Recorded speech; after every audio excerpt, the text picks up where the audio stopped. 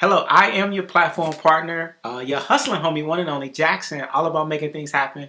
And this is Communication Skills Worth Millions. Today, this is an awesome video for leaders, for Toastmasters, and for anybody that wants to take their life to the next level. I have the Toastmaster of the Year, in Chicago for 2020, Julian Wiley. Julian, how are you doing today? Welcome to the show. I'm good. How you doing? Thanks for having me. I'm excited.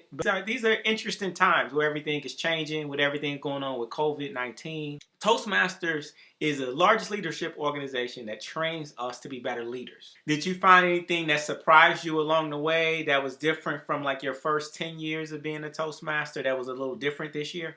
What surprised me was the abundance of opportunities to really meet people and connect with people. I would say this, and this is a big takeaway, I think, for anyone watching this video. You lead by serving. When you serve your club, when you serve your fellow Toastmaster, when you serve your district, all those exercises in service leads to a greater strength in being able to build your leadership skills.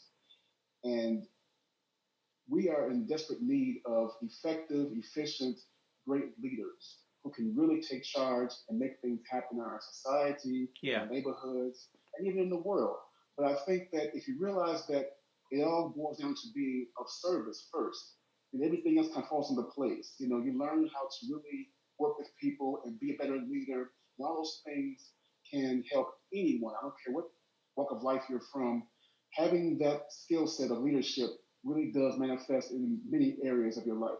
What would you say for people to strategy or something you learned along the way with how to adapt and during a crisis? One thing is to just take in small steps. You know, someone told this really corny joke. How do you eat an elephant? Mm-hmm. And the answer was in very small bites. Right. When you have a certain dream or a vision that you want to accomplish, it can be pretty overwhelming, but you have to learn how to just take it step by step, task by task. And anyone who has that certain desire, that drive, that dream has to realize that you can't do it all in one day or in 1 week. Well, first of all, I thought that a leader was a know-it-all. I thought a leader was always very knowledgeable and knew everything and knew more than everyone else in the room. That's not what a leader is about. A leader is more than just having all the book smarts and everything else. A leader has to be able to really humble themselves and be of service and be able to step in where they need to be and just put that pride aside and learn how to really be helpful for the greater benefit of what you're trying to accomplish. So I learned that just having book smarts and just being intelligent is not enough to be an effective leader. You have to be able to not only be of service, but be able to connect with people. And to connect, the best way to connect is to really be able to hear people and listen and to respect others' voices. We know people can be challenging, even the person that's normally easy person to work with. Under certain situations, it's not an easy person to work with. So, what did you learn, and what would you encourage people about how to navigate and work with difficult people? That's a good question, Dwayne. I think just to dovetail on what I said before about me being a know-it-all, when you are a know-it-all, you don't value the other person's voice and their opinion. And what happens is you mislabel them as being difficult because you don't necessarily accept what they have to say. But after a little more self-reflection, you realize that maybe, you know what, that other person isn't the one that's difficult.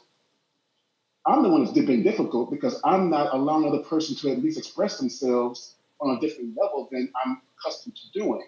So I just learned that difficult people is really just a different label for a difference of opinion and a different way of doing things. So difficult is just about a relative term for me. Difficult just means that it takes a little more effort to see someone else's viewpoint, but you have to allow that if you want to get something done. And don't let your pride or let your know-it-all personality get in the way of valuing someone else's difference of opinion. Well, last question. When it's come with dealing with the dramatic crisis that that's going on right now, that we're involved with in this world that everyone's going through. What's if you can just share some type of maybe one thing, one small change, like you said, inch by inch. Well, you didn't say inch by inch, but you said it's eating an elephant one bite at a time. So what's one small thing you would say that people can do on a daily basis to get through crisis, especially with this particular one with COVID-19, and then more than just that, let's go beyond COVID-19. Let's talk about the economic crisis that's going on right now. As you as a leader, what's one thing you would say that to encourage people that they can use on a daily basis?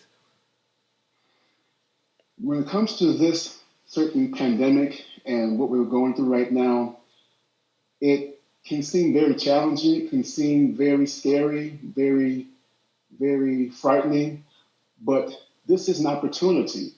It's an opportunity to do some self-reflection, because if you're at home and you're not doing anything else, you pretty much have a lot of free time on your hands. So take this time now. I think this is a great opportunity for people, me, you, anyone, to do some self-reflection and see what are your strengths, what should be worked on, and how you can challenge yourself. So I would say day by day, just take it in small steps. Right. Just make sure that you just take a deep breath and just look inward and just find that strength. And also take this time, because now is the time. Take this time now to try and find what is your mission in life. What is your vision in life? Because now you have the actual time frame to actually lay things out. Break out a piece of paper and a pen. Write these things down. Do a little free-flowing, free writing, and just trying to have some time to really plan out your vision. And you will find a lot of reflection in the process. So I would just say day by day, write down steps you can do to further your vision. You sound like a man with a lot of experience and wisdom to share. Do you have any, let's say, a website or any projects that you're working on that you would like the people to be aware of, and how they can get in touch with you? I have no website. I should have a website. I should have various social media platforms. I know certain platform partners are always well equipped, but I don't have a platform right now. But Okay. I would say this. I've been working on this hashtag, and it's really building upon the fact that it's never too late. I haven't crafted the right catchy term for it, but Okay. I'll just say right now it's hashtag never too late. I'm a self-described late bloomer. I believe that it's never too late to create a plan and to realize your dreams and to realize your vision. Because part of that planning, even if you're in your 30s, your 40s, whatever age group you're in, it's never too late to take steps.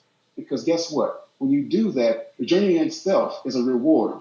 The journey of knowing that you've accomplished things step by step is very beneficial to your mind and to your body and to your spirit when you have a certain game plan that you take part in. No matter what your age group is, it's never too late. And if you do that, you will get benefits almost immediately. Yeah, I think that's an amazing message, especially in the time that we're living in, because there's so many people that are retiring, and they're realizing their life they need to have a new purpose. They have to reinvent ourselves because life is constantly changing. I'm a big advocate of every day we wake up, it's like a brand new day, and we have to be willing to let go of yesterday if we want to really move forward. So I'm definitely, I could buy that. What you're talking about, get a book about, please. Let me know when you get that hashtag together so I can use it. I'm working on it.